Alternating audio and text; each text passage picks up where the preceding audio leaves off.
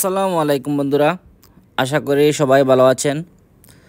আজকে আমরা সৌদি আরবের তাকামুল সার্টিফিকেটের সর্বশেষ যে আপডেট সেটি নিয়ে কথা বলবো।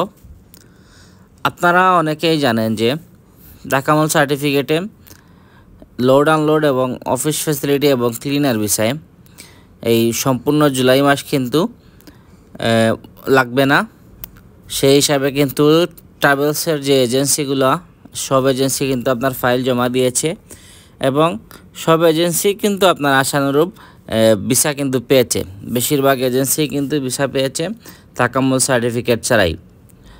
আপনাদের কিন্তু শেষ সুযোগ কিন্তু তাকামুল সার্টিফিকেট ছাড়া অফিসে ফাইল জমা দেওয়ার, কারণ এই সপ্তাহেই সময় আছে।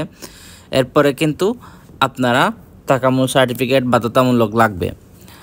আজকে 26 জুলাই, এই সপ্তাহ আপনার 30 তারিখ পর্যন্ত কিন্তু সময় আছে। আপনার এই মাসের আপনারা তাকামুল সার্টিফিকেট ছাড়া বই জমা দিতে পারবেন। আর যারা এখনও দেননি তারা এই সপ্তাহের ভিতরেই দেন, কারণ এই সপ্তাহ পরে কিন্তু আপনি এই সুযোগটি আর পাবেন না।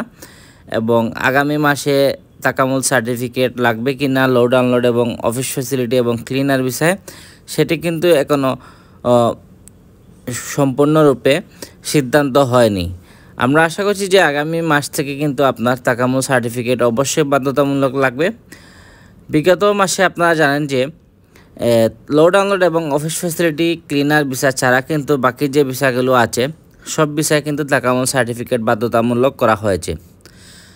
আর শুধু লোড আনলোড এবং অফিস ফ্যাসিলিটি ক্লিনার ভিসা 1 মাসের জন্য সুযোগ দেওয়া হয়েছিল। আগামী মাসে সেই সুযোগ থাকবে কি না এখনও শিওর নয়, কিন্তু আগামী মাসে এই সুযোগটি থাকার সম্ভাবনা খুবই কম।